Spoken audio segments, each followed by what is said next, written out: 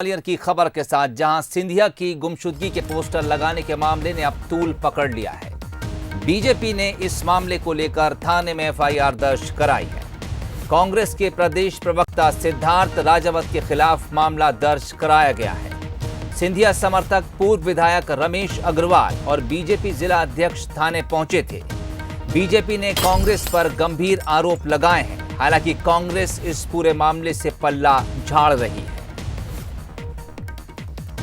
तो ग्वालियर शहर में आज सिंधिया की गुमशुदगी के कुछ पोस्टर चस्पा कर दिए गए थे। इनके नीचे पोस्टर लगाने वाले का नाम मोबाइल नंबर के साथ लिखा गया था। इस पोस्टर में लिखा था कि सिंधिया का पता बताने वाले को 5,100 रुपये का नगद इनाम दिया जाएगा। इसके कुछ देर बाद ही मौके पर बीजेपी कार्यकर्ता पहुंचे और इन पोस्टर्स को फाड़ दिया गया था। अब थाने तक ये मामला पहुंच गया है। मामला दर्ज कराया गया है। मेरे संज्ञान में मामला अभी आया। मैं आसपास ही था तो मैं इंदौर के थाने पर आया हूँ और मुझे जानकारी मिली है कि कोई सिद्धार्थ राजावत नाम का कोई व्यक्ति है जो कांग्रेस का कार्यकर्ता अपने आप को बताता है। उसने पोस्टर लगाए हैं कि सिंधिया ही लापता हैं, सिंधिया जी कहाँ, उनको उनका पता देने वालों को कितना इनाम। तो मैंने पूछना चाहता हूँ वो कौन होते हैं प्रश्न करने वाले। भाई ना तो सिंधिया जी अभी यहाँ ग्वालियर के जनप्रतिनिधि है, न उनके पास कोई ऐसा पद है। तो ऐसा करने वाले कौन होते हैं? किसी के खिलाफ भी ऐसा उनको अभियान क्यों छेड़ना चाहिए? तो उनका वीडियो क्लिप भी हमने पुलिस को दे दिया है।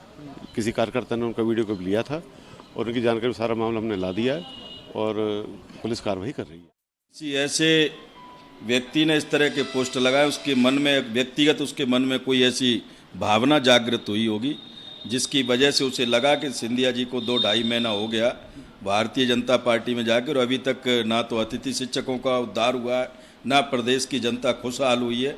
अभी पूरे प्रदेश में गेहूं तुलाई का जो काम चल रहा है, जिस पर एक लंबे बड़े पैमाने पर भ्रष्टाचार हो जाएगा। हो सकता है, मेरे को लगता है इन सब चीज़ों को उसके मन में कोई भावना हुई हो, लेकिन कांग्रेस इस तरह के कृत्य कभी करती नहीं है। कांग्रेस की ऐसी ओछी मानसिकता नहीं है और कांग्रेस का इस तरह की हरकत करना मुझे नहीं लगता कि हम लोगों के कल्चर में। इस संदर्भ में कम से कम 2-3 डेलीगेशन मिले हैं, बात हुई है और इस मामले का परीक्षण करके अब थाना झांसी रोड में प्रकरण पंजीबद्ध कराए। एक वीडियो भी मिला है और उसमें और ये लोग बता भी रहे हैं, तो उस हिसाब से वो सिद्धार्थ नाम बता रहे हैं अब और आ जाएगा सामने, तो उस पर प्रकरण पंजीबद्ध किया जा रहा है। देखिए, गलत पोस्टर लगाए गए। महाराज कभी गुमशुद नहीं रहे, हमेशा जनता के बीच में रहें, वीडियो कॉन्फ्रेंस के माध्यम से बीच में रहें, सबसे बात कर रहे हैं और सबकी हालचाल पूछ रहे हैं, बीमारी के बारे में जानकारी ले रहे हैं और पॉलिटिक्स के बारे में। इसलिए उनको ये नहीं कह सकते गुमशुदगी है उनकी, ये गलत तरीके पोस्टर लगाएंगे। हम उसका विरोध कर, इसीलिए हटा दिया हमने कि ये नहीं होना चाहिए, ये गलत काम है। किसी भी पार्टी के लोगों को ऐसा नहीं करना चाहिए। चलिए, तो आपने सुना, एक के बाद अब एक रिएक्शंस आना शुरू हो गए हैं। बीजेपी जहां इस मामले को दुखद बताते हुए इसका विरोध कर रही है, मामला थाने तक पहुंच गया है। पोस्टर चिपकाने वाले के खिलाफ एफआईआर दर्ज करा दी गई है। प्रहलाद सेन इस वक्त हमारे साथ फोन लाइन पर ग्वालियर से जुड़ गए हैं। प्रहलाद, पोस्टर वॉर जो है वो राजनीति में कोई नई चीज़ नहीं है, लेकिन अक्सर ये देखने में आता है कि जो लोग इस तरह के पोस्टर चिपकाते हैं वो अपनी पहचान को छुपाते हैं और जो नहीं छुपाते हैं अब उनके लिए एफआईआर है। हाँ जी, बिल्कुल। जिस तरीके की ये जो तस्वीरें सामने आई हैं और ये जो मामला है पूरा तूल पकड़े हुए, क्योंकि ग्वालियर चंबल अंचल में 16 सीटों पर चुनाव होना है और चुनाव को देखते हुए अब जो सीधी लड़ाई है कांग्रेस वर्सेस सिंधिया हो गई है। और यही वजह है कि कांग्रेस के एक प्रदेश प्रवक्ता ने पोस्टर लगाया, वो भी महल के बाहर, जिसमें सिंधिया का फोटो था। उसमें ये कहा गया था कि जो कोई सिंधिया की गुमशुदगी का पता बताएगा उसे इनाम स्वरूप 5100 रुपए दिए जाएंगे। जब इस मामले की जानकारी सिंधिया समर्थक और बीजेपी कार्यकर्ताओं को लगी तो वे तत्काल मौके पर पहुंचे। उन्होंने उस पोस्टर को फाड़ा और इस घटना के बाद वे तुरंत थाने भी पहुंचे, पुलिस के वरिष्ठ अफसरों से शिकायत की है। तो इसके बाद पुलिस ने संज्ञान लेते हुए जो आरोपी है, जो सिद्धार्थ राजावत, जो प्रदेश प्रवक्ता बताया जा रहा है कि वो प्रदेश के प्रवक्ता हैं कांग्रेस के, उनके खिलाफ मामला दर्ज किया गया है क्योंकि धारा 144 लगी हुई है और राजनीतिक और धार्मिक तमाम सारी गतिविधियों पर रोक है।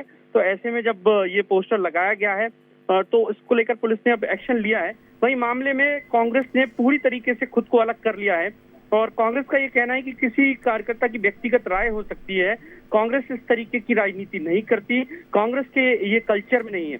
लेकिन सबसे बड़ी बात यह कि यहाँ पे ये सब स्पष्ट हो गया है कि इस पूरी पृष्ठभूमि के पीछे एक कांग्रेस के प्रदेश प्रवक्ता है, तो निश्चित तौर पर लाजमी है कि कांग्रेस पर ये आरोप लगेंगे और अब ये मामला तूल पकड़ता जा रहा है। बीजेपी भी कांग्रेस के खिलाफ मुखर हो गई है और बीजेपी ने साफ तौर पर पूछा है कि आखिर कांग्रेस कौन होती है सिंधिया जी के बारे में पूछने वाली, और इस तरीके के कृत्य नहीं करना चाहिए। तो निश्चित तौर पर अब ये शुरुआत हुई है ग्वालियर चंबल अंचल में, अब देखना होगा कि ये जो मामला है अब कहां तक जाएगा, क्योंकि फिलहाल तो इस मामले ने तूल पकड़ लिया है, भले ही कांग्रेस इससे खुद को अलग कर रही है।